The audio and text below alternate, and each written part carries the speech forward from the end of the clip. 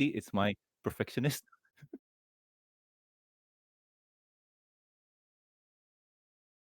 Oh, All sweet. right. Alrighty then. Alrighty then. Are we on? We on? Alrighty then. So hello and welcome to the MBS show, reviews and discussion podcast. I am your host Norman Sanzo, and well, we are here today to review the season 9. Uh, what you call this finale? Yes. Joining me today is Silver Quill, and also joining us today is Torterra. This is my first time showing myself in public. Don't look at me. I'm hideous. Oh, you look good. That's okay. Remember BronyCon, I got you a great ball right here. Oh God. So anywho, before we hit into the review, first impressions are sorry. Do I need to read the synopsis because I feel like I do need to read the synopsis for a bit. All right, all right then. Yeah. All right. So, in this first part, Queen Chrysalis and Lord Tirek and Cozy Glow unleash their unified might on Equestria, and it's up to the main six to save the kingdom. There's a part 1, so I have a feeling that they're not gonna do great. So first impressions are in order. Silver, what do you think?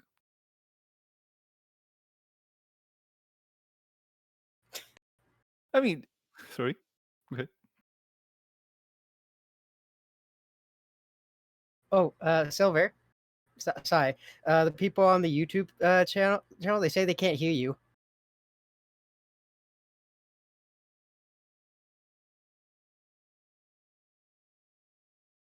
So while Silver is trying to fix his audio, Tara, what about you? Well, I really like this. I mean, I don't understand what the whole uh thing was with people attacking. I forget the guy's name, but I don't know what the whole point of attacking was. I mean, I guess I could see why when we go into the certain scene. But in my opinion, I really like the series finale, or at least this part, because I know there's a prologue, but talk about another time. But for what it is, I really liked how it ended with Can how the first part is. can you hear me now? I can hear you. I don't Yeah, know if the stream can hear you though. Well, we let's. can, but I will sorry. pause it to the stream then. Can you find people hear Uh, me? I'm sure they can. Probably. Hope so. Yeah, they can hear you. I'm listening on the YouTube stream. They can hear you now. All right. Marvelous, So, marvelous. Silver, you were saying? Well, I was saying first, Norman, I must apologize. I had to stop my independent recording to make sure that it wasn't monopolizing the microphone. All righty then. So that's just part of the fun of technology. But here they are. Indeed. They tried, they failed. We've been building to this for a very long time, all over season 9. But here's the funny thing: we've been watching the villains progress towards this. The main six, this is their progression is going to happen during this episode, not before. And so it's been a strange of sort of one-sided rising tension and one side oblivious. So getting to see that come to a head, getting to see that now the culmination of the triads battle and their goals is the start of the main six's goal growth into an even stronger governing force. So it's like one journey ends, another begins, which I think is a very good theme for this episode. All right, all right, all right. And as for me, this episode was a lot of fun going into it. Rewatching it, I see a lot of what you call this things that were set up from the beginning of the season, and it does raise a lot of questions with how certain things interact with others. Because when you take a look, see where certain things happen, like how do I put this, the rumors and stuff. Like they didn't really tell us. They didn't really show us about it. We kind of knew it near the end. So it was the deceit of certain characters came out of nowhere. So that kind of sucks. But anywho, um, if you guys have not watched this episode yet, why not? Because this is awesome. You should. But I mean, it's just like the Avengers Endgame. You should have seen this by now. I will not be there's a held theory. accountable for spoilers. No. There's a theory about this because if they don't watch the finale, that means the show's never end. The show's never ending for them. That's like Homer Simpson saying, if I don't see it, it's not illegal. Yeah, probably. But anywho, if you if you have not watched this yet, pause here and go do so. This is gonna be weird because here's where I usually pause for dramatic effect. But welcome back. Yeah, we're still So here. This is live stream. You can't pause Yeah, us I except know. in the rerun. Yeah. But anywho, we start off the episode with Queen Chrysalis in her unicorn form, going up to a unicorn, talking to him, uh, talking to him about rumors about how the Earth ponies are keeping their stash away from the other ponies, and the unicorn believes him, and well, he's being a jerk to Mrs. Cake. And with that, Queen Chrysalis heads back to her lair where she meets up with the others. We get to see Cozy Glow telling the group that she's done her part with the rumors and lying, and Lord Tirek here has been doing research on how to activate the bell. And it seems that he has discovered the certain spell to activate the bell and does so, giving all three of the villains unlimited power. Oh god, they've gone Palpatine. Unlimited power! For me, it's more like phenomenal cosmic power. Yeah, probably. But anywho, with that, we get to see Grogar coming back to the crew, telling them, "Yo, I have a plan, but you guys need to work together." But the crew says, "Yeah, we're gonna work together, but not with you," and turns the bell to him, sucking his energy dry and revealing that it was Discord the whole time. Say what? You thought it was Grogar leading you, but it was me! Discord! And I'm gonna pause here. So, guys, Silver, what do you think, man? Well, I remember watching this, and my first reaction was, okay, what? Because, I mean, here's Grogar. I've been looking forward to seeing this guy who's hyped up as the father of monsters, the first emperor of Equestria, the biggest of bad that all other bads look up to. It's like, Senpai recruited me. But now it's Discord again, and you're like, oh no. I've lost my chance to see the Grogar in action. But here's the funny thing. We're going to get to witness Grogar's power at play. The bell and all the power it supplies is going to be expressed through Cozy, Tirek, and Chrysalis. But how Grogar would have expressed that power is lost to us. And we won't get to see it. And that actually felt disappointing. I was looking forward to seeing how Twilight would overcome a pinnacle of evil. But on reflection, I also thought, well, think about all I've seen so far. Frenemies, the Summer Sun setback, we got to see them learning to work as a team, them growing together, them scheming together. This has always been about the triad. Grogar was sort of a motivating force, but in the end, it was never really about him.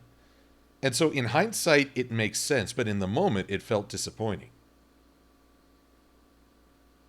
All right. And Tara, what about you? Okay, well, for me, when I first saw this, I was like, "What? It was Discord the whole time." And in the back of my mind, I didn't really think like, "Oh, I'm kind of disappointed," because I first got into MLP through this generation, so I don't know much about Grogar in the past. But also too, because I've been watching it since season, because I got into it at season 2, so I kind of had to go back. But then when I saw Grogar, I'm like, "Ooh, this guy looks interesting." And then I see like he's the father of monsters, the master of like the big villain.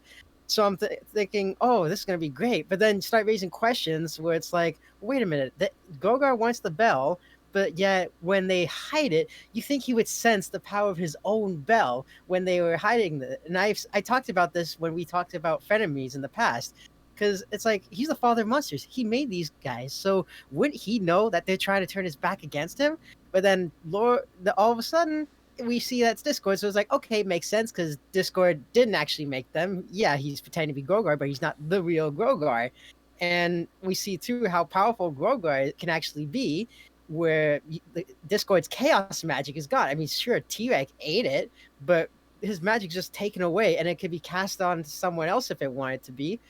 And Discord just loses power completely, where he has to run away instead.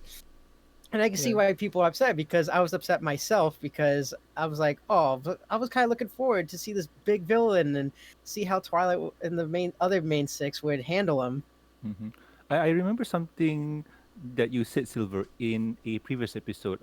What was it? The one where they were looking for Groga's bell. In Uh, frenemies? Gro- Yeah. yeah. Grogar said that he doesn't trust them at all, but near the end, he kind of dismissed them and trust them, something like that. Like He's what you mentioned, they're stuck. well. I'm glad to view. I say a lot of things in these podcasts, including wee you, wee you, wee you, and And not to mention you talk Japanese or kawaii thing. oh, come in the. But so I say a lot. I appreciate if anyone actually remembers what I say. But yeah, he dismisses them. He this is Discord shining through. Well, okay, shining might be the wrong word, but it is patent Discord. He thinks he's the only one who can scheme. He thinks he's the only one smart enough to manipulate. It never crosses his mind that others may be playing him, and that's probably his greatest weakness. True. Although, But let's carry on. well, Sorry, actually, before you do, Norman, I do just want to ask. You mentioned earlier that Earth ponies were hiding a secret stash. they were hurting their crops.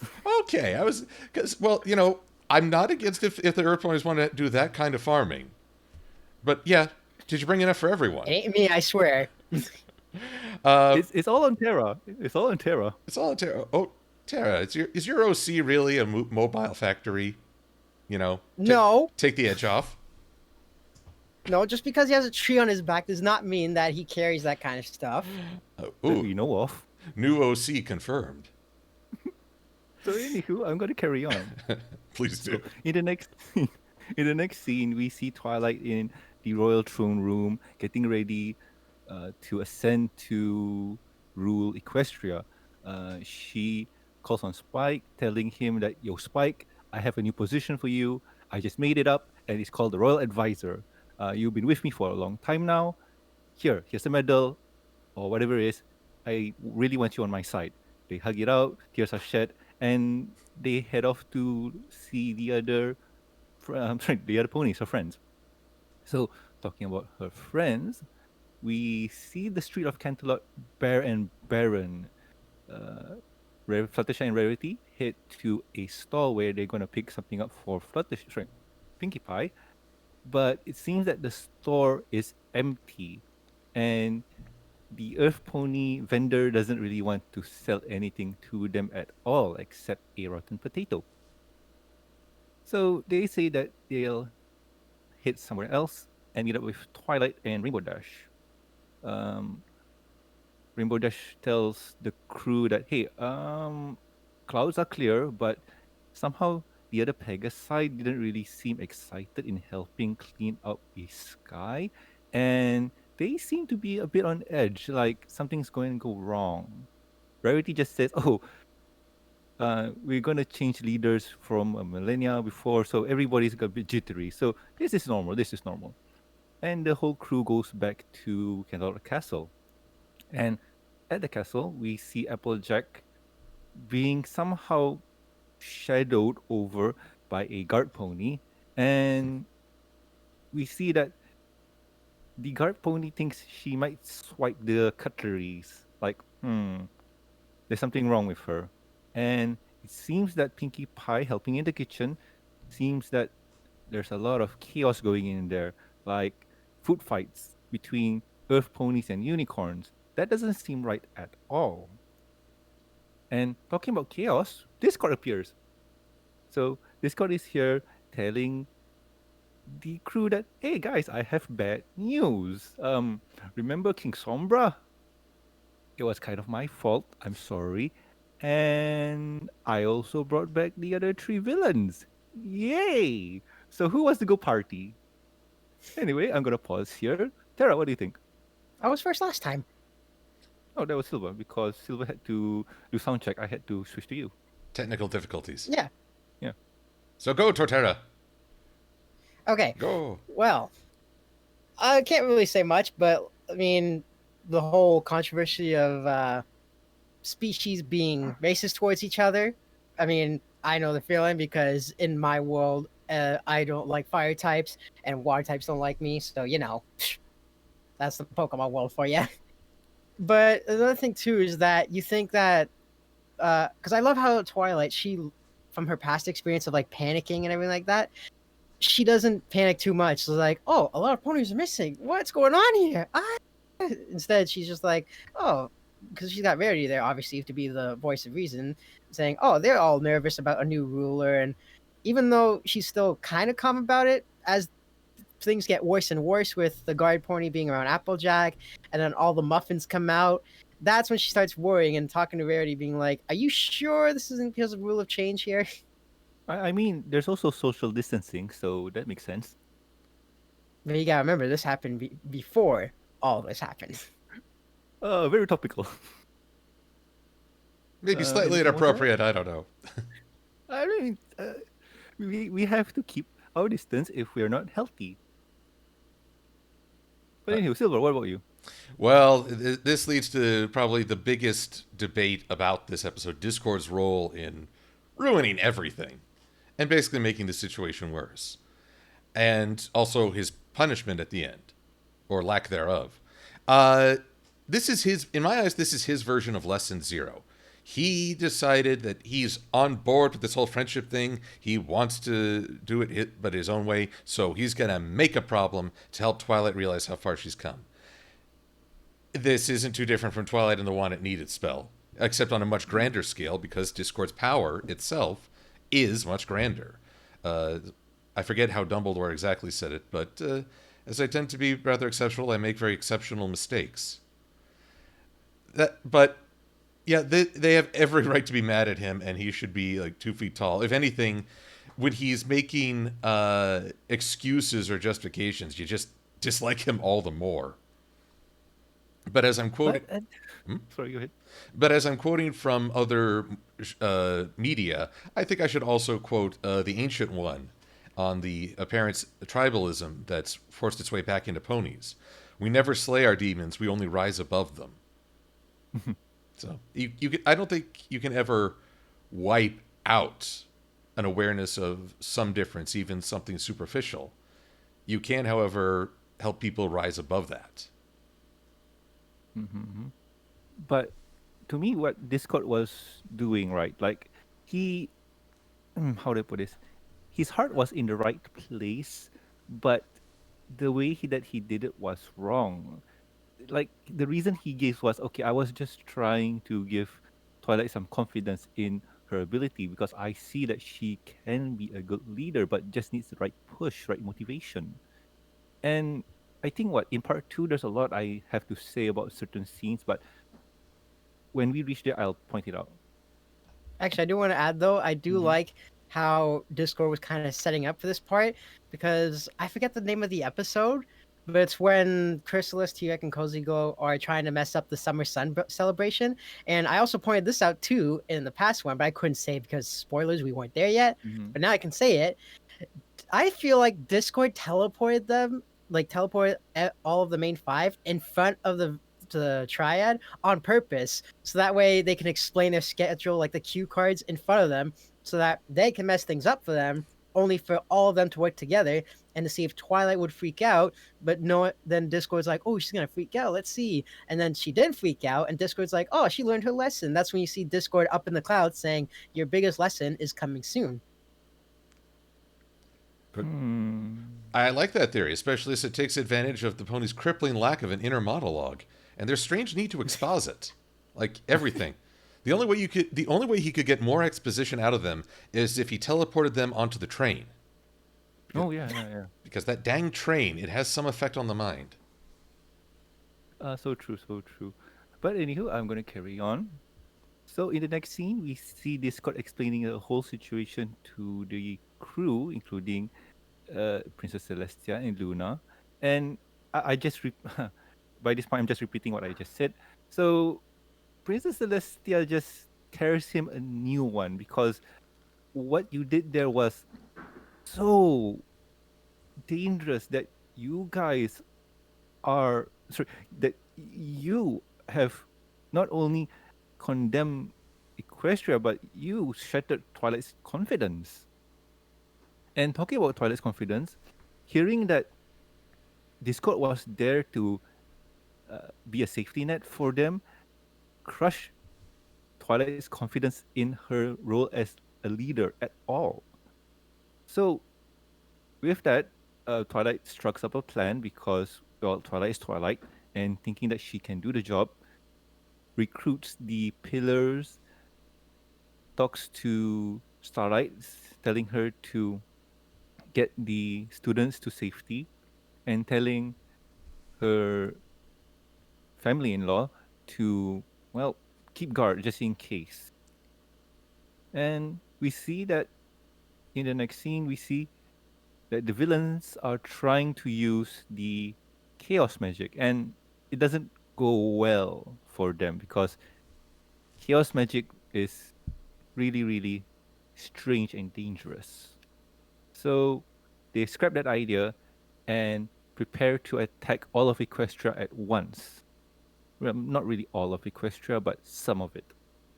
So, anywho, the first attack is on Canterlot. We see Cozy Glow going in and giving the smackdown to the guards. And let's just say the guards are hmm, not great. Useless as always. Yes, yes, that's a good one. But you have to remember that Cozy here is an alicorn, and she's powerful. I mean, Overpowered OC, still, unsubscribe, worst character ever. oh She's man, the definition of a Mary Sue. oh man. But still, um, Cozy Glow gives a smackdown to everybody there, and T-Rex comes in hopping like the Incredible Hulk. And let's just say that he gives the pillars a, well, let's just say that there's no challenge for him. Nobody has a chance to beat him up. Like they're just weak. And we get to see, well, the coolest fight scene ever between Queen Chrysalis and Starlight. Queen Chrysalis heads to the school, calling out Starlight, and words cannot describe how awesome this is.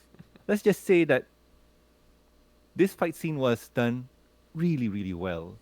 The previous one was with T-Rex and Twilight, and have to say that this comes in at a strong second or tied for first in terms of the show's episode. So the fight goes as well as it can, but since Chrysalis is powered up, Starlight loses the fight. And with that, our heroes here are overwhelmed by the villains. The heroes tries to fight them, but it seems that they are underpowered for the situation. And with that, how do I put this? And with that, They're all Twilight doomed. and oh yeah, but before Twilight gets um, defeated by the villains, all of her friends tell her to run away and find a plan to defeat the bad guys. And so she does, and our heroes are, well, fade into the light. And with that, episode 1 ends, and episode 2. So I'm just going to pause here and ask for you guys' opinion. So, what do you think, Silva? Okay, the three fights. In my eyes, they represent the three fights often seen in My Little Pony. On the one hand, you have T-Rex, who's always been great at the physical fight. I mean, he is the most brutal. He's smacking ponies into one another, tossing them around. It's the kind of violence you wouldn't expect from this show. And therefore, the Dragon Ball Z fan in me loves it. But in Chrysalis and Starlight, it is a magic battle. They rarely are actually trying to physically hit one another. Instead, it's a magic blast that often takes a greater toll on the environment. And plus, a great deal of it is Starlight teleporting Chrysalis to all over Equestria, including the most remote regions. Part of me was always wondering, why didn't you just teleport her and then teleport away? Does she know how to follow you that way? It's like tracking someone through hyperspace. But I think that would have been more hilarious if more frustrating. You see Chrysalis just charging across the landscape, hear a teleport sound effect, and she's charging across again. It's like, stop that! I will say at the end of the fight, where basically Starlight's trying to do the really cool walking away as there's an explosion. It doesn't work out. But given that we saw that Chrysalis caught Grogar by hawking a loogie at his hooves, I don't want to know where those cocoon tendrils come from. I mean, part of me asked that question, but then I say, no, bad imagination, bad, stop it, stop. And then we have the third fight, which is against Cozy Glow. And it makes sense for Cozy to attack Canterlot because T-Rex already had an assault against conquering Canterlot and Twilight. Chrysalis has made Celestia Pinata twice. Cozy's the only one who's never gotten to try. And her attack is more comical. This is the play fight. Because while the stakes are high, the tactics are absurdist. She teleports the guards into the moat, which shows she's smarter than Starlight. She drains the princesses of their magic. That's a pretty serious scene. But the main six's counterattack is to attack with geese and confetti and being kind of silly. My only complaint there is that they were clearly in the throne room. And then Twilight apparently told them all, hey, hide behind the throne. This will be cool. So when we cut back to them, it's supposed to be this big surprise that they're coming out from behind the throne, as Shining Armor did back in Sparkle 7. It's like, that doesn't make any sense. Cozy be like, you were behind the throne the whole time? Wow, it's not like I saw you go there. But it's one of those things where Cozy's fight was slapstick humor, but it's kind of using the pony's strength to the advantage. Like Pinkie Pie used her party cannon, Rainbow Dash uses the speed and whatnot. I mean, at least the main six did something while the guards are. What did you say, Tara? Being useless, as always. Yes. I saved that critique for Cadence and Shining Armor. Oh, God, yeah. But anyway, Tara, what about you? Well, because you only saw like the Pillars of Equestria fight in like flashbacks and then with the Pony of Shadows. It's nice to see them take on a new foe. Now, I don't know if it's a foe that they're familiar with, because you see when Shovelhoof?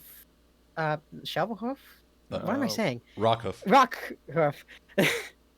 When Rockhoof is about to charge in at T-Rex, because, he's a big guy, T-Rex just basically stomps on the ground and just knocks him out. Like, wow, okay. Because, again, the focus isn't really on them. It's about them storming into Canterlot. And can't really say much about Starlight and Chrysalis, because Chrysalis, she's just so bloodthirsty and revenge that she just wants to zap Starlight. And I know some people probably suffer from this. When you're angry at a video game, it's hard to focus. You can't hit the target when you're angry. And that's pretty much what Chrysalis is doing. She's getting so angry where she can't hit her target. And she's basically telling Starlight, stay still so I could blast you. And it's like, yeah, that's not going to happen. Yeah. But at the same time, too, with what you guys said, I mean, with T-Rex, his opponents were the pillars of Equestria, and they were no match for him at all. And Queen Chrysalis and Starlight, yeah, the power gap is too high. The one that puzzles me a lot is Cozy Glow and Princess Celestia, Princess Luna, and Princess Twilight. Like, you got three Alicorn versus one new Alicorn, and those three couldn't give a challenge for her? I mean, that seems. But at the same time, probably if they had spent a lot of time fighting, Cozy Glow could have lost. But the other two came in to save her. But that's how I look at it. Well, I mean, Well, I think the reason why they did the fights these ways is because with Derek and the Pillars, it's more like physical fighting, which I mean, a cartoon show for kids, that's rare. But I guess for the Dragon Ball fans, Silver. yeah.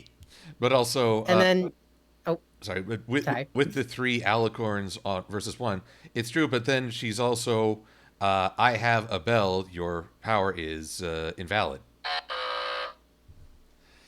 Yeah, but at the same time too, you know what? This is what's written on the script. So no matter how much I say, oh, if they do this, if they do that, blah blah blah, no, no, it's not gonna work. Oh, is this the Infinity War? I've looked at 8 million scenarios. One works. Yeah, and this is the path they have to go. Oh, the puns Yeah, are in the end game. Yeah. puns.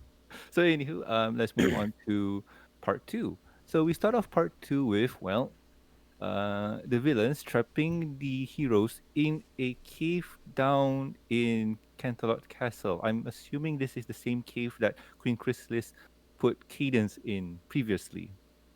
And the only difference here is that Chrysalis uses her throne to nullify the pony's magic. So the ponies here are stuck there trying to plan on how to escape while the bad guys here fight each other with who gets the power of the Elecon stuff. And well, while they're fighting, we see the main six trying to find an escape plan. Discord says, I'm sorry, I really had the best intentions. Let me make up to you by trying to help you guys escape. So Discord goes up to T-Rex, taunts him. And this is the first time that we get to hear T-Rex's father. Who was it again? King Vorak? Second And time, Yes. that is the second time? because he was in the comics in the second. Oh, no, I mean, Uh, yeah, yes, okay. it was the second of the Fiendship is Magic, which means we have continuity. Awesome. So, no, what I mean is this is the first time his name being said in the TV show. Yes. So that is pretty rare. So for people who got no idea who Vorak is, go read the Finship is Magic comic where he was featured in. So that's cool. Let me see where else. Okay. So this got taunts T-Rex and he he bites the bait and blasts Discord with his laser beam. And Discord deflects the beam and shattering the gem in Starlight's cage.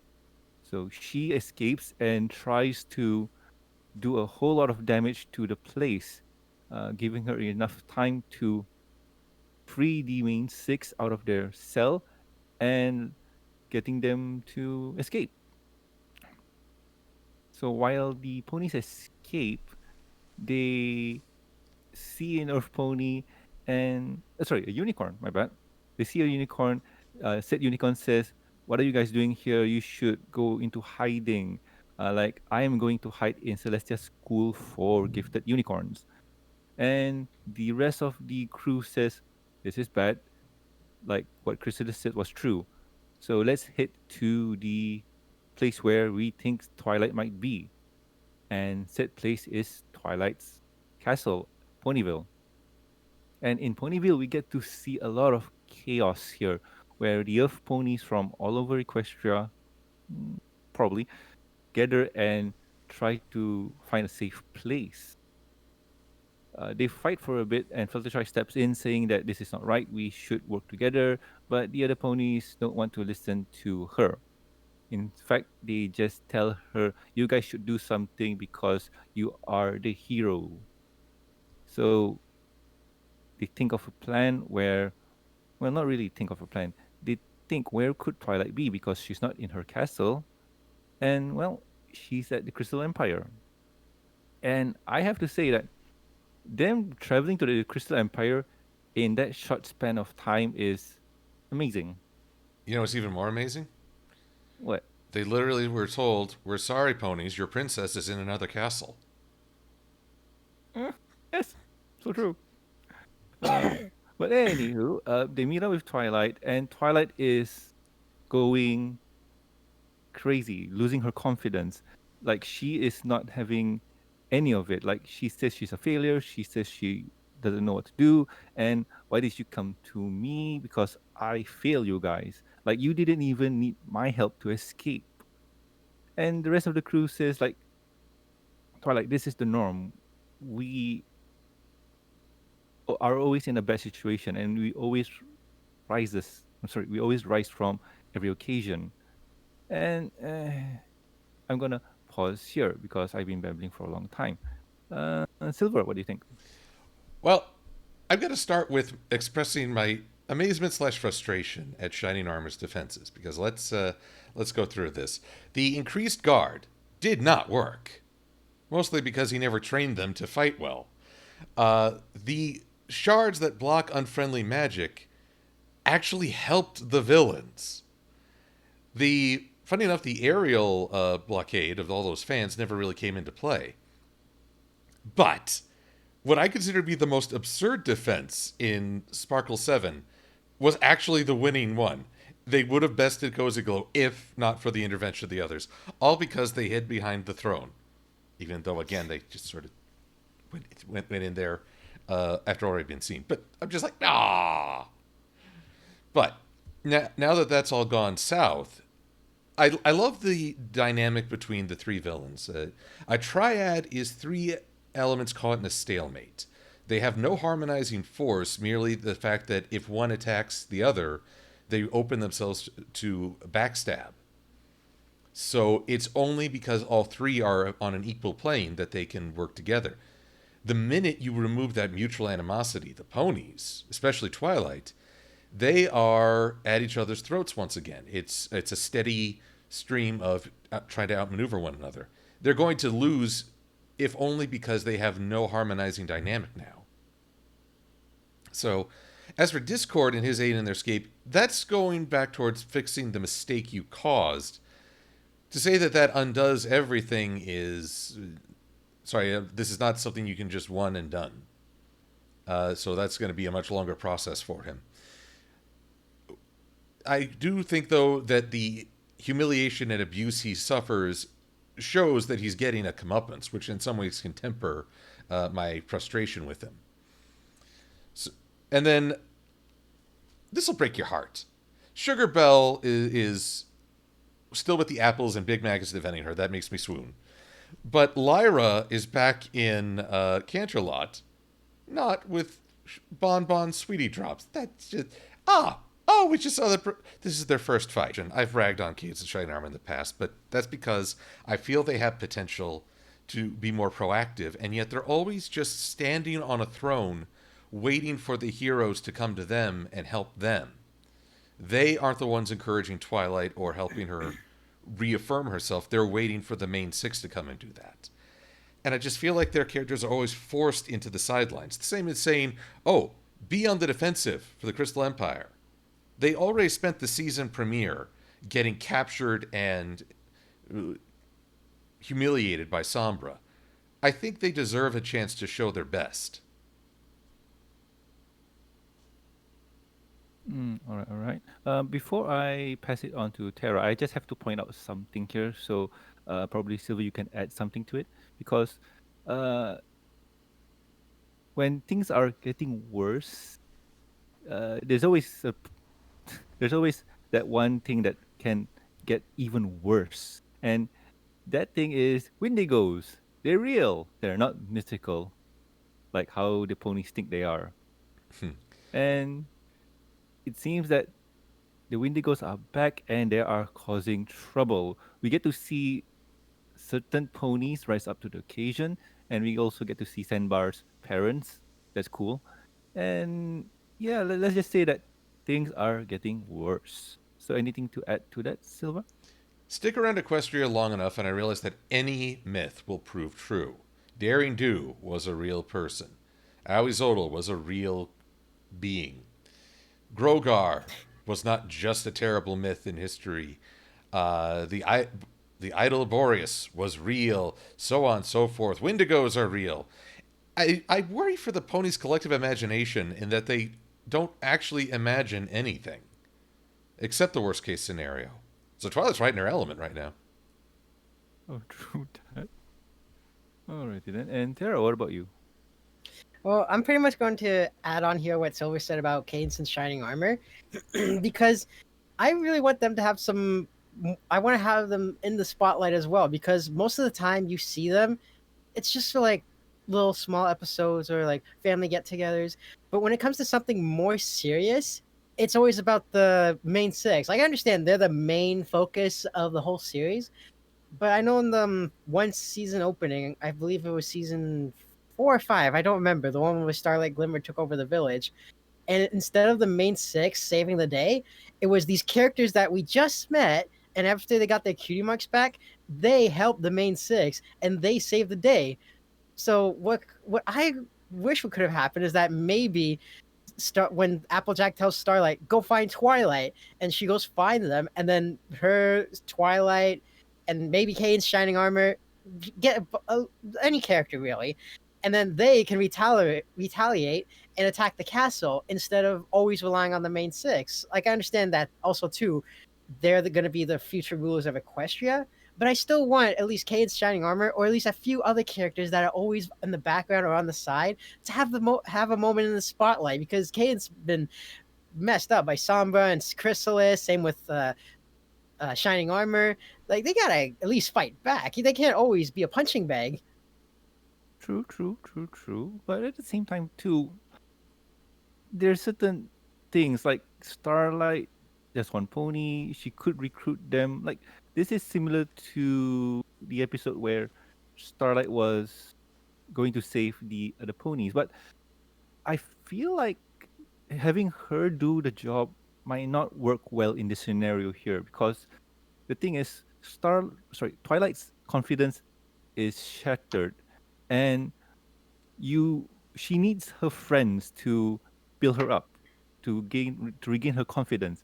And I don't think Starlight is the best candidate for said opportunity, or I don't think she might be the correct pony for the job. I don't know. She did a pretty good job in school days. While Twilight was moping, she gave her the tough love. Also using her own experience. And here's the thing. I don't disagree with you that Twilight needs her friends to renew her sense of self. They are a big part of her base, but so are her brother and sister-in-law.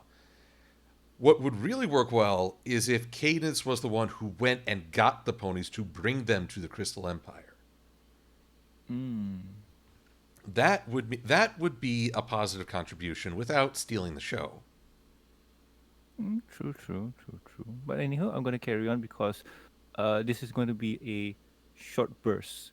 So we see Twilight moping around saying that whatever I'm going to do is going to fail, that this is terrible. There's never been a plan that I did that works. We always had the elements of harmony to back us up. We always discord, blah, blah, blah. And the rest of the crew just tells her, yo, Twilight, we've been doing this for a while now. And whatever bad situation that we're in, we have always managed to overcome it. So come on, you have everybody here backing you up, and and when Twilight gets her confidence back, Cadence and Shining Armor and also Flurry Heart are in there and they want in on the plan. And Twilight just says, "No, you guys stay here as the last line of defense because whatever happens, we need Cozy Glow will be the future ruler of Equestria or something like that." And Flurry Heart, not Cozy Glow. yo, my bad, sorry. Norman, you're joining the dark side here. Oh, you all heard it. Norman has turned on Equestria. Bad. For shame. I am bad with pony names. Guards, But anywho, attack! Oh, wait, no, they're awful. They're useless. but anywho, here's what I want to say. Like I've been holding this for a while now because while Twilight beats on herself that I'm the worst, we always needed help from the elements and whatnot. But remember the movie? Yes, Unless that's non-canon. Yeah. It was canon, right? I mean, Technically, it is. yeah. So she did all that without the elements at all. She had her friends. Like she could done it. Like whatever she said was countered by the movie. Like Twilight, you're great. You didn't need the safety net from Discord. You think Discord called in the Storm King? He coulda. Well, maybe, just maybe, she was probably like that, just in case the people didn't see the movie. Because I know, after the movie, there was the season opening where they mentioned that all the places they've been to and what they went through. You know, basically recapping the movie for the people who haven't seen it. So maybe that's why she was like that. I'm just stating a reason. I don't know if it's true or not, but that's just the way I see it. True, probably, but I feel like the experience that Twilight had during the movie was kind of lost here because she failed there because she thought that friendship sucks. But no, friendship was the thing that got her through, and her friends were there to back her up. She even made new friends, new allies. And this here like says like whatever you learn from your past experience doesn't count until she gets the boot from her friends. But still, that's I feel like they're just not acknowledging the movie. Well, Twilight isn't because Twilight is in a very real state of depression, and you aren't able to always fully take stock of your life when you're under assault of your own emotions. So you're right that she is ignoring what has come before, but at the same time, that is a very relatable flaw that we all indulge in. We don't always take our past experiences into account, and sometimes we need someone to give us a good talk to remind us, hey, remember this? Remember that? Remember? Exposition. Exposition. But also, you just got me thinking. Did did Discord call in the Storm King? He could have Oh gone god, back in. let's He could have gone back in time, turned himself into an Ursa Minor or Major, swiped off a young filly's horn, and guided her on the path to the Storm King, thereby bringing him to Equestria to test Twilight. Illuminati confirmed. oh god That would no. be pretty dark of Discord, though. Let's hope not. Let's hope not. Anywho, let's carry on. So we see the villains uh, planning on what to do next because, well, they have to do something. Tirek here says we should deal with the what you might call this Windigos, while Chrysalis wants them around because, well, they could provide a good distraction. And Cozy Glow doesn't really want to do anything because it's too cold until she spots the main six out there. And well, this is going to be fun because they're gonna have a really good fight. So they approach the ponies and say, "Are you going to give up now? No? Okay, I'm gonna blast you." I'm firing my laser. Twilight teleports the group to a safe spot and they plan. Twilight, Rainbow Dash, and Pinkie Pie be the distraction while the rest of the group tries to get the bell. And this here is pretty awesome. I just wish that Twilight and T-Rex Part 2 could have happened here, but nah, not really. So while they're fighting, Queen Chrysalis noticed that they're not really fighting us. They're kind of being a nuisance, being a distraction. And notice that, hey, the others are trying to steal the bell. Stop them. And stop them they do. So before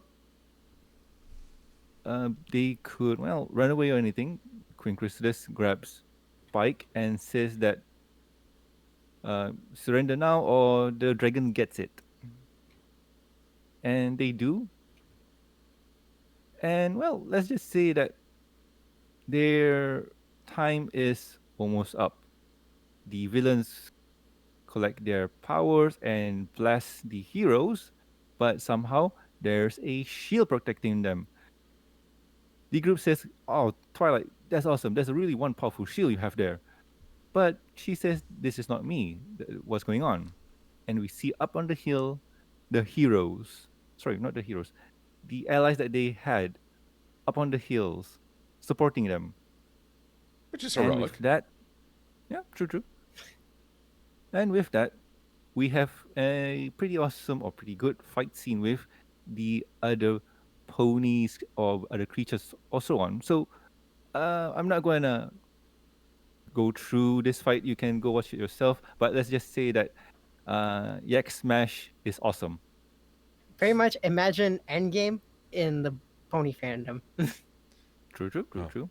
So, anywho, the main six are brought to the top of the hill where Twilight asks, how are you guys here? What happened? And we get a recap of, well, the student six, where they tell every pony creature about, well, friendship and stuff. And like I mentioned before, this is kind of long, so go watch the episode yourself, because all of the creatures, all of the what you call these ponies, tell them the value of friendship. And yeah, with that, everybody gathers around and works together to defeat the villains. And let's see. I'm gonna pause here. So, Tara, what do you think? Well, I really like how it all goes down because, I mean, first off, Chrysalis, Tyrek, and Cozy Glow, they just like, oh yeah, we'll just easily blast them, and they, oh my god, they missed. And then when Twilight thinks of a plan, it's like Rainbow Dash, Pinky, you're with me, and then they're thinking, oh, we're gonna get the bell because they're the hardcore ones, the ones that always go into the action. It's like, nope, we're the distraction. The side ones are gonna get the bells. So it's like, finally, Applejack and Pinky and Flush are gonna do something more dangerous instead of just being a distraction. And I mean, can't really say much about, I mean, it's nice to see Tempest actually in the show instead of in the movie or Fizzle Pop. And I just like how this whole scene just reminds me of Avengers Endgame, but in Equestria. True, true, true, true. And Silver, what about you? Well, me and Master Code Master Code and I got in a fight over references. So I'm like, yes, Avengers Endgame. No, it's Two Towers. Lord of the Rings. As it looks, so pick your grand reinforcement. It's always a fun sight to see. Backing up just a little to where Twilight says, Flurry is the future if we fail. There's this weird motion by Flurry where she just sort of lifts a hoof and points. It's almost like I look at this and I think, is she saying, yeah, go on, I got the rest. Thinking Metalocalypse, go forth and die. Do it. So that was just a weird gesture. Chrysalis, in my eyes, is channeling all the rage of every fly that had its rings whipped off by a sadistic child. It's like, yeah, here, I'm going to do it to a dragon. It ain't even a dragonfly. We're going full dragon here. Oh boy. Dragon, rip the dragon. Alrighty Chrysalis, then. Z. Okay, but the fight. Grand fight, but it's so gratifying to see the supporting creatures all come together. Way back in Winter Wrap Up, Twilight made the assertion that working together, ponies can achieve anything. But in every season finale, there has been a magical intercession. The elements of harmony, Cadence and Shining Armor's love-fueled shockwave, rainbow power. It's very rare that the ponies have actually worked together to achieve the end result. So in a way, this episode is a very long-awaited fulfillment of one, not just relying on six ponies to solve all the world's problems, but rather to see them inspire their neighbors, both within and without Equestria, and to see them all come together to achieve things that, even though you could argue that with Grogar's Bell, they could curb stomp any army, but a combined army practicing their best strengths, such as the Yak stomping the ground to shake them off balance, they're equal to Grogar Tirek, as he did with Rockhoof. So it's fun to see that. It's fun to see that culmination take part. And it was the most satisfying moment of the episode. And as Torterra pointed out, is also the scene of, we can't afford these voice actors or have a cameo. True, true. Boys. But anywho, I'm gonna speed things up because, well, after this, Twilight noticed that okay, everybody's at their limits, so she will have to take up the mantle to finish this. So she does the whole magical speech, and she gathers the pillars, mentors, discord, and says that without the elements of harmony, sorry, the elements of harmony has always been within us, from the past to the present and the future. So she picks up the pillars. The pillars should bring the powers. The six should bring the powers to Twilight, and the main six plus Spike should bring powers to Twilight, where Twilight does the whole okay, I'm going to use Rainbow Blast to get rid of the Windigos, and I'm going to depower you with my Rainbow Beam and destroy the bell. And all of the villains lose their power. And it seems that, before the villains could enact a counterattack, they are smushed by cupcakes. Oh no! And chocolate rain. It seems that chaos magic has entered Pinkie Pie, and Pinkie Pie, yeah, it's a bit too much for her. Discord gets back her, sorry, Discord gets back his magic, and things are back to normal. So Celestia and Luna can't think of a worse punishment for the villains, but Discord just says, "Yo, remember what you did to me before? How about you doing it to them? And can I help?" And yeah, the three of them collect their powers and turn the villains into stone. Yes. So with that, we get to see Princess Celestia being proud of Twilight and her achievements, and she is ready now to ascend to the throne. But before Twilight ascends, she's going to postpone it because, the castle's broken. There's a lot of guests on the guest list now. And, Twilight says that, okay, I'm going to take a break because this has been very traumatic. And you know what? Me and my friends are going to Donut Joe's to have donuts. So, yeah, I'm going to see you guys later. And they have a nice chat about they come this far, and because of friendship and stuff, and episode ends. So I'm yeah, episode ends. So Silver, what do you think? Well, of all these events, clearly the biggest point of debate is the punishment inflicted on the Triad, but I'll cover that in a sec. There are some very positive things. Twilight's speech with the past, present, and future protectors of Equestria. This is a trinity at play. I talked about a triad. It's a power balance that is held by basically held to stagnation. Trinity is the divine dance. It's being able to interact with others and grow without fear of losing yourself. And we see that in the pillars, who are the beginning, the main six, who are the middle, and the student six, who are the end of one story and the start of another. They flow into one another. They grow.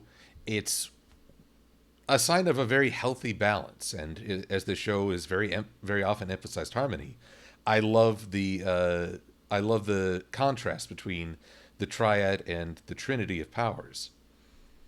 I do not love the idea of Pinkie having chaos powers. I saw this like, just I was like, nope, all my nope. I'm pretty sure the whole fandom froze in fear. I read the comics. I know where this can go. But then we reach, okay, so Discord can no longer say, I don't turn ponies to stone.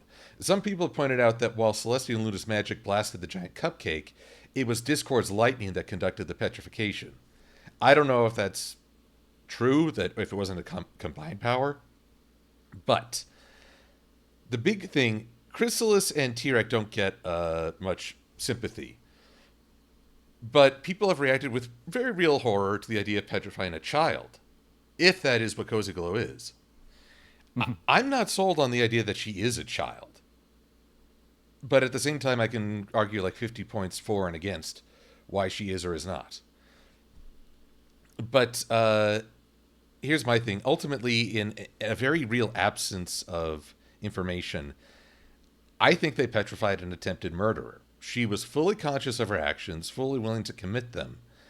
And even that terrified expression she has at the end might just be another attempt at playing on your sympathy to weasel out of it. I was not horrified, mostly because, to me, Cozy is not an innocent child. She is something very different. Right. Yep. And Tara, what about you? Well, I mean, Silver basically explained most of it very well.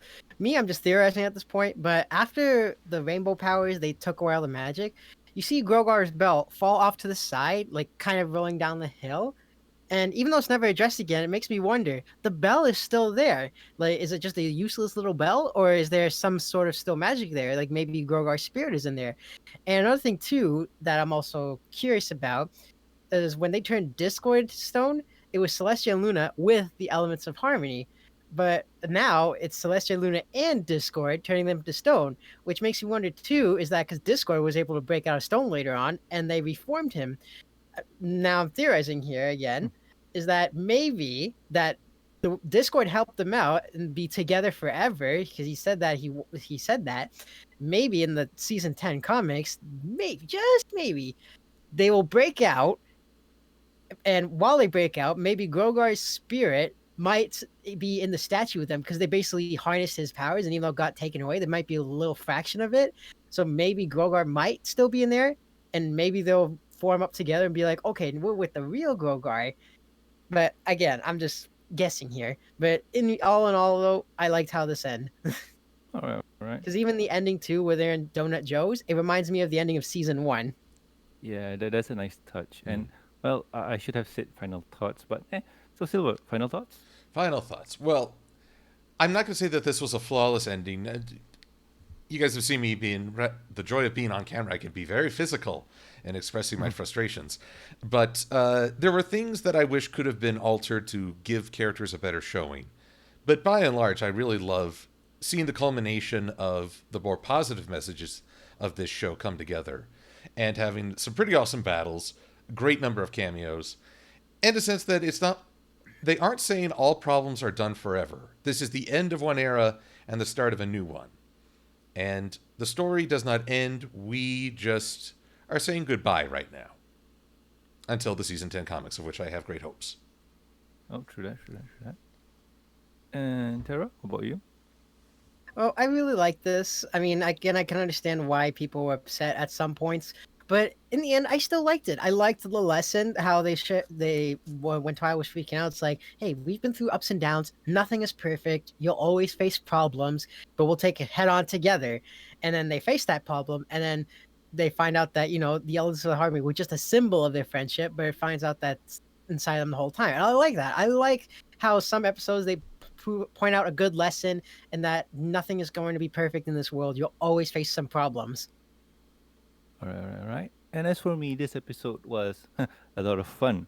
I do like the whole scene where the opponents are fighting, and the lesson here was pretty awesome because you don't need some magical doohickey to defeat the villains. It sounds kind of hokey, but it's always been inside of you the whole time. And with the elements of harmony, it does make sense. But with that, episode ends and series almost ending. So if you guys are wondering why are we not covering the epilogue, let's just say that we don't have much time here. Well, in some ways, okay, this is a question to you both. Do you regard Yes. the last problem as the true canonical end? Or, like myself, would you say that strikes me as more of a what if future? Tara, go first. That's a good question, actually. I appreciate you saying so. I mean, I like how it ends, kind of, because you see what happens. Like all the creatures are getting together. You see dragons, everyone together, and the thing is, though, like it actually makes me curious. But it is like, oh, you just blew my mind. But I do like. I mean, I'm not going to go full into details because we'll probably talk about this on our free time in a podcast. I do like how it ends with the book closing, because at the season 1, episode 1, it starts with the opening, so it's telling the story, and then with the epilogue, we see Twilight and everyone else there, the sun's going down. The book closes, and I've got to admit, I'm pretty sure that made. I mean, I cried a bit too when I saw it, and I loved how it ended that way. I mean, and I also too when I saw the last episode, I was in a call with a couple of friends, and everyone was just crying. Mhm. Oh wow. But that's a good question, though. I'll probably get back to you on that when we talk about it. Yeah. Yeah. Personally, for me, I feel like the epilogue is is a strange one because it's happening in the future, and Twilight is retelling her story to her student. So, honestly, I feel like it's canon, Hmm. but hmm, yeah, I feel it's canon. It's just a retelling of how things went after the ceremony, and it's a lesson to Twilight student that I'm not perfect. Like I have my flaws, and because of my friends, uh, it either overcome or covers up the flaw that I have. And we try to meet up and stuff like that. That's safe for the epilogue when we touch on that one. What Yeah. about you, Silver? Well, like I say, one, I appreciate that I blew Torterra's mind because I am the bomb. Yeah, Hey, careful nice. though. When you confuse a Pokemon, they might hit themselves. Oh no, oh no. But how to describe this? You're right. The ending of the closing of the book is this wonderful touch. It got me in the heartstrings. Uh, though I watching Paleo and Jax shed tears over it was, I think, even more emotional. Uh, Aw. but I've always viewed the epilogue, the last problem, as a great what if, but it's not meant to close down creativity. There is a huge gap of time between the ending of the end and the world we see in the last problem. And so I think there's a lot you could still add to this. I just don't. I hope people will never let this flash forward limit their own imagination. If they like the idea of a character going a different route or growing in a different way, there's nothing stopping you from writing an alternate future and make that your own. And I guess that's my real concern. Not so much is it canon or isn't it? Is it does it limit you or inspire you? That's the real question. And so I like to be inspired, so I view it as a what if, and I can always dream up other what ifs. Mm-hmm. All right, all right. So anywho, I think we have time for a bit of questions. I, be- Few of them. I believe we have at least about 15 minutes. All right then. Yes. So, guys, if you have any questions for us regarding the episode or whatever else, do pop in the chat there below. We will All right. look at Well, it. we already got one question actually. Marvelous. All right. Thinking about, do I think in the season 10 comics who will be reformed? Okay. Cozy Glow. Cozy Glow. It is very much a possibility. My sympathy towards Cozy would likely increase if I knew more about her history. She is a blank slate right now. Although I will say, at Winnie City last year, the voice actress of Cozy Glow was there, and people were asking her, "Oh, hey, what's the story with Cozy Glow? Where are her parents?" That was a big thing. Where are her parents? And she said, in Cozy Glow's voice, "Stay out of my room." And I thought that is so dark. I kind of want to see that in a comic, and I don't. Oh, bad imagination again. Bad, bad. Mm, all right. I don't know. As for me, we got no idea how the tone of the comic is for now. All we know that season 10, the first comic is going to be us visiting the land of the zebras. That's about it. So it depends on the tone for me. Like if the tone is um m- middle of the ground, probably we'll see it, but I think not because the comics haven't gone that dark since issue one or more. Like I feel like the darkness has been toned down a lot. Even the Cosmos arc? Really? Yeah, I feel it because to me the most scariest scene in the comic was Andy Price's rendition of Queen Chrysis fighting with Twilight or just Queen Chrysis in general. But that's art, not story.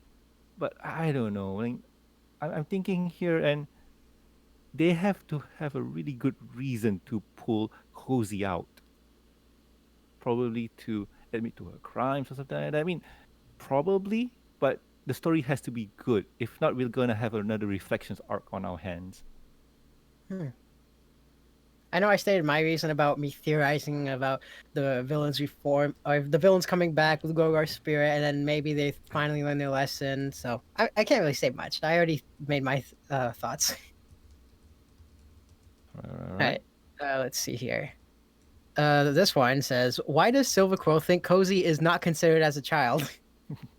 Well, this has been mentioned by a lot of people over the fandom, but are you all familiar with Batman the Animated Series? Oh yeah, I remember that one. Yes. There was Baby Doll, a character who was basically her body stopped aging, even though she mentally had developed to adulthood. Now, is that the case here? Well, it's that's hard to say because Cozy is man, I'm fumbling with my words.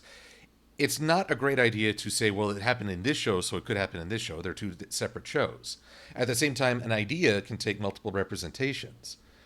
For me, Cozy seems more an adult because she is able to both twist other people's logic and explanations and rhetoric in a way that even a child is good at pulling on your emotions. She's good at deconstructing your ideas. She also demonstrates tremendous magical understanding to create a portal to lead to another universe and take all the magic with it. That is, a child usually is having trouble with just basic mechanics. Case in point, the Cutie Mark Crusaders trying to rebuild a table in the Stairmaster. No, Scaremaster. No, it is this. Wow, all these masters. Welcome, welcome to the World Cup Masters. No, the Stairmaster. They try to rebuild the table, and they do an absolutely pitiful job of it. But advance a little later in the series, they've grown and they're now able to make a float as a team. So they're gaining aptitude. Cozy, but even they can't learn magic on that scale. Cozy would have had to have been at this for a lot longer as an adult.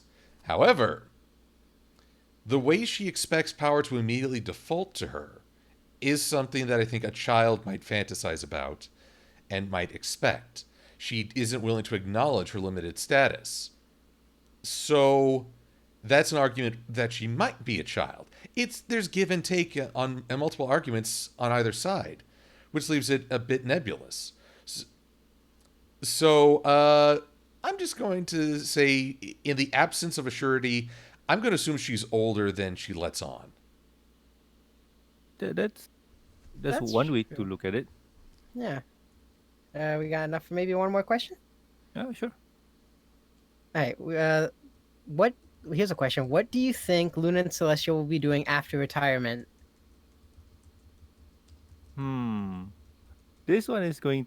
You know what? I I do hope that we get to see what they're doing in the comics because I can say a lot because we know that Celestia is a adrenaline junkie while Luna wants to get some R&R. We all hope that she's a gamer, but um, nah, probably not. Who knows, right? In the comics, the comics are bountiful with ideas. They can do almost whatever they want. Yeah. Well, I But think in all honesty, sorry, but we did get a preview with the princesses just taking a vacation. Let me try in charge. I hope they'll always stick together because that's how it's been for them, aside from Luna's banishment, which was the start of everything going wrong. But I also hope that they'll give themselves permission to spend some time apart. And who knows? They're now in a position where they don't have to act the role of princess. And the funny thing is that over the course of the show, we've seen more of the Celestia's character behind the princess, whereas in the opening, she was mostly defined by that role. hmm. I have a question for you guys. 42. So, so we all here seen the episode have an inkling of what's going to happen in season 10. But do you think that season 10 is going to be similar to what's going on in the epilogue, or is going to be like in the comics where uh, the how do I put this, where season 10 is just going to be flashback after flashback, or it's going to be its own thing? For me, I feel like the comics for season 10, because I feel like in the show it's basically done talking about the main six. Like, unless there's new problems, like, maybe Twilight has more problems when she's older. Maybe the council, whatever, can't come together. I feel like the comics are going to be focused more on the background characters. Like, I know during the show, I wanted to see Zecora and like her home village or whatever, because I wanted to see more of Zecora because I like Zecora. But we never saw that in the show. But once I heard that was in the comics, like, okay, we're getting somewhere. I wanted to get to know more about the side characters. Prepare to be disappointed. Norman, the pessimist. No, man, like every time when we get excited for something, the fourth chapter of the end always has a rush ending. And this always happens in the comics for whatever reason. So, Or do you want me to play some like goth music for you? Maybe express your inner pain. it's okay. What about you, Silva? I don't know what to expect, and maybe that I won't say that's that's the best expectation to have is none. I'm looking forward to seeing Hmm. what they do. The main six can deal with new problems. They can flesh out other characters. All things are possible because here's the key thing. I've always felt that the comics have to face a limitation in that the show can contradict them at any turn, which it has several times. As such, you can really pour something into a story that could teach a lesson and grow, help the characters grow, but then it could be undone by the main show. Now that that limitation is lifted, do the creative writers have greater freedom to do something? And that'll be my biggest fascination. What will the characters get to do? But either way, pony shall endure. All right, all right. And Actually, I yeah. have one here. Mm-hmm. It's not necessarily I don't think it's necessarily a question, but I feel like this should be read just so it can make someone happy. This is from Sweetie Bloom. Mm-hmm. Ah. She says, "Has Silver been throwing his balls at you, Torterra?"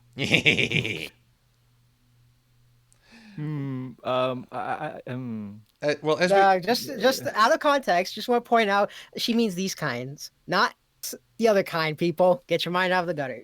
as you can see, he has plenty of blue balls around him. Yes, I have plentiful balls. And we should probably leave it at that. Account is at Norman Sanzo.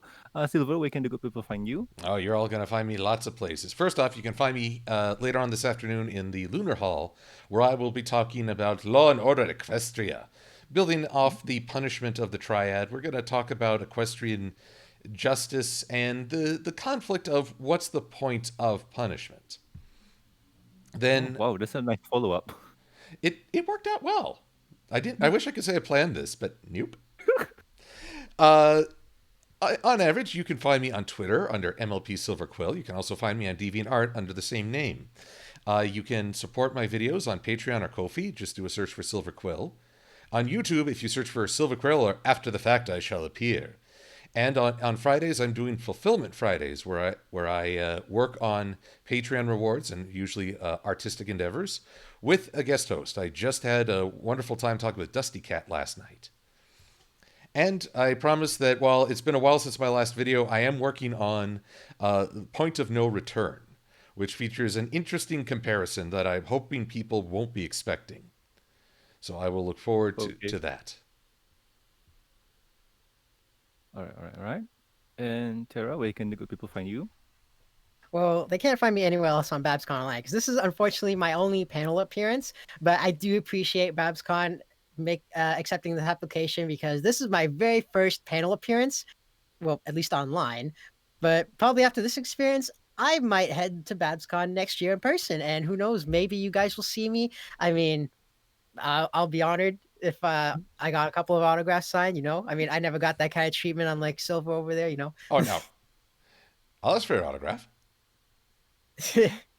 But if you want, you could also find me on my Facebook, DeviantArt, Twitter, and YouTube page under the name Torterra1324. You can also find me on my Patreon page and Ko-fi page under the same name, Torterra1324. Alrighty then, alrighty then. Also, please subscribe to us on iTunes, YouTube. Don't forget to press the bell icon to stay up to date, and Stitcher Radio, and also like our Facebook page. You can also catch us on playvive.com. So, what else? Yes, if you would like to support the show, you can do so at patreon.com/MBS show. With your support, you get a week's early access to review, discussion, podcasts, exclusive, and deleted content. So, yeah, well, we've been going on for long now, and I guess this is a good time to wrap it up. So, I have been Norman Sanzo. I am Yeah, we got Cecilia like 10 Quill. minutes left. And I am Torterra1324. And we'll guys catch you next time with another fun episode of the MBS show. See ya. Adios. Have fun.